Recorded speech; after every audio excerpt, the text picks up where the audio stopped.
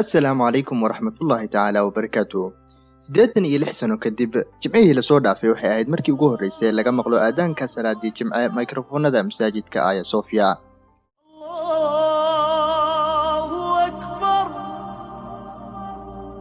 sagaal boqol oo sano ay ahayd Aya Sofia kaniisad mid ka mid ah kaniisadihii ugu weynaa ee madhabkii Orthodox-ka. kadib furashadii Maxamed al-Faatix ee Cusmaaniyiintu la wareegtay Qustandiniya, waxa uu bedelay Aya Sofia masaajid, waxayna ahayd masaajid muddo gaaraysa ilaa 416 sano. balse 86 sano ka hor ayaa Mustafa Kemal Atatürk waxa uu bedelay matxaf, isagoo ku andacoonaya inuu dhexdhexaadiyo Kiristaanka iyo Muslimiinta mid kastaba guux ka soo yeerayo. jimcihii la soo dhaafayna waxaa si toos ah loogu dhawaaqay 86 sano kadib in masjid dib loogu celiyo, iyadoo laga baabi'iyay dhammaan calaamadihii iyo raadadkii Kiristaanka laguna bedelay astaamaha diinta Islaamka. arrinkan oo hadalhayn badan ka dhex dhaliyay caalamka, gaal iyo muslimba, gaar ahaan reer galbeedka oo cara ku muujiyay dhacdadan. haddaba waa maxay qisada masaajidkan? ku soo dhawaada muuqaalkeena maantay. magacaygu waa Alyaasiini, halkanina waa Koryaal. fadlan ha hilmaamin inaad subscribe tiraahdo muuqaalkeena.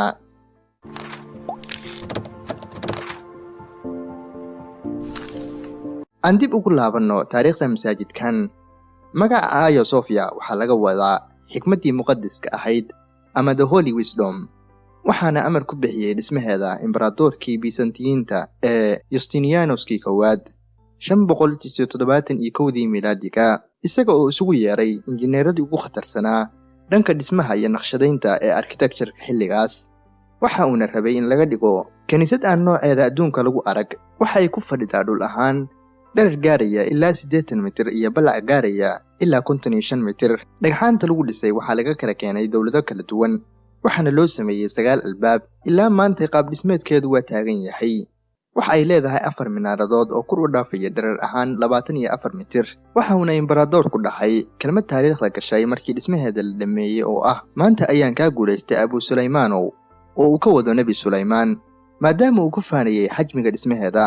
kadib furashadii muslimiintu ay furteen Qustandiniya oo uu hogaaminayay Maxamed al-Faatix. Maxamed al-Faatix waxa uu ka gatay dhulka baadiriyaashii maamulayay kaniisadda, waxa uuna ku gartay lacagtiisii gaarka ahayd, isagoo uu bedelay masaajid leh 4 qubbi. gudahana waxa uu ku xardhay astaamaha Islaamka, magacii eebbaweyne iyo magacyadii khulafaa ur-raashidiinka sida aad muuqaalka ka aragto. sidoo kale Maxamed al-Faatix waa ninkii ka bedelay magaca Qustandiniya magaalada, waxa uuna u bedelay Islaambul oo uu ka wado gurigii Islaamka.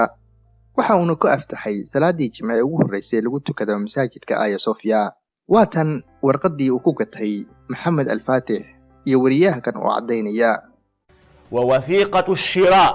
وثيقة شراء آيا صوفيا بالمال موجودة حتى اليوم في دائرة المديرية العامة للسجل العقاري في العاصمة التركية أنقرة، وهناك نسخة أخرى منها في متحف الآثار التركية الإسلامية في إسطنبول تحمل رقم 2132.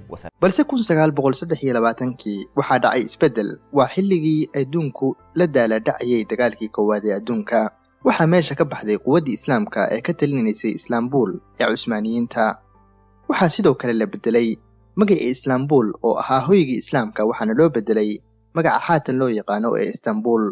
waxaa sidoo kale geed dheer iyo mid gaabanba loogu fariistay sidii loo masaxi lahaa astaamihii diinta Islaamka oo igu horeysay in masaajidka loo bedelo madxaf ay cid kastaaba, waa gaal iyo muslim rag iyo dumarba geli karaan. waxaana loo bedelay guri qof maamusho oo lacag lagu gelayo. waxaa laga diiday in salaada lagu tukado, iska daa salaadee waxaa la mamnuucay in wax kasta oo diin muujinaya aan nagala agdhowaan. waxaa hogaaminayay barnaamijkaas Mustafa Kemal Atatürk. maxkamadda waddanka Turkiga ayaa go'aamisay in Aya Sofia dib loogu celiyo masaajidkeedii, maadaama uu Maxamed al-Faatix hantidiisii gaarka ahayd ka gatay, lana hayo warqadii. masaajidkan uu ka dhigay waqaf, waxaana laga aadaamay markii ugu horeysay 86 sano kadib. Aya Sofia ayaa waxa uu ku yaalaa mandiqada Sultan Ahmed ee dhacda Istanbul, waana mandiqada ugu dalxiiska badan Istanbul, maadaama ay kulmiso dhismayaal xambaarsan taariikh. sidoo kalena u bedelidda Aya Sofia waxay ka caraysiisay reer galbeedka oo ugu horeyso Giriiga oo ay daris yihiin, xurguf dagaalna kala dhaxayso. waxaa sidoo kalena ka carooday arrinkan Mareykanka iyo Ruushka oo baadiriyaasha hadalkan dhaheen. Hagia Sophia into a mosque will disappoint millions of Christians around the world. isku soo wada duube waxa uu Turkigu ku dhaqaaqay tilaabo geesinimo leh isagoo ku sii socda yoolkiisa ahaa inuu hogaamiyo dunida Islaamka mar kale waxaana cadaynku ugu filan tilaabooyinka uu qaaday si uu u hanto shacabweynaha Islaamka ka hadlimayo dawladaha ay ilaaliyaan reer galbeedku balse shacabkooda tilaabadan waxaan ugu mahmaahi karaa faanoole fariikamo qodna oo waxa soo socda dhacdooyin kale oo ka waaweyn midda tan maantay fadlan ha ilmaamin inaad ku soo biido channelkeena mahadsanid